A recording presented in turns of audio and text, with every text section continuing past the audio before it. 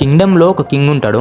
తన finger cut అవుతుంది. పక్కనే ఉన్న మంత్రి మనకే మంచిదైంది అని అంటాడు. వీడేంది నా ఫింగర్ కట్ అయితే మన మంచిగా అయింది అంటాడని మంత్రిని అయితే జైలు వేపిస్తాడు అనమాట. అప్పుడు మంత్రి మళ్ళీ నా మంచిగా అయింది అని అంటాడు. వీడిని జైలు వేసినా అని మళ్ళీ నా మంచిగా అయింది అంటాడు ఏందని వీడు ఇక వదిలేస్తాడు అనమాట. అట్లా డైలీ కింగ్ అయితే వేటకి వెళ్తాడు అనమాట జంగల్కి వెళ్ళినప్పుడు అక్కడ ట్రైబల్ పీపుల్స్ అయితే ఉంటారు. రాజునైతే పట్టుకొని వాళ్ళు గాడ్స్ ఉంటారు కదా, వాళ్ళ గాడ్స్కి అయితే బలిద్దాం అనుకుంటాడు. ఇంకా రాజు అయితే ఇంకా బెటర్ ఇంకా మంచి జరుగుతుందని బలిద్దాం అనుకుంటారు ట్రైబల్ పీపుల్. బలిద్దాం అనే టైంకి కింగ్ ఫింగర్ అయితే కట్ అయి ఉంటుంది. దాంతో ఇది వేస్ట్, బలిచ్చి వేస్ట్ అని రాజునైతే వదిలేస్తారనమాట. అరే మంత్రి చెప్పింది కరెక్ట్ అయింది, వీళ్ళు నా ఫింగర్ కట్ అవ్వడం వల్లనే వదిలేసిళ్ళు.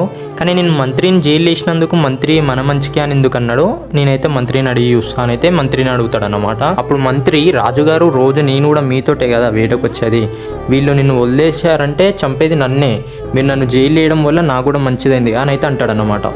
The moral of the story ఏంటంటే ఎప్పుడు నాకెందుకు ఇట్లా అవుతుంది, అరే ఎందుకు నాకే ఇట్లా అని అయితే ఎప్పుడు అనుకోద్దు అనమాట. సో దాని నుంచి మనకి ఏదన్నా ఒకటి బెటర్గా జరగవచ్చు. ఓకేనా ఫ్రెండ్స్, అట్లా అవుతుందంటే మనకి దేవుడు ఏదో ఒక విధంగా బెటర్గా ఏదో ఒకటి అయ్యేలా అయితే చేస్తాడనమాట.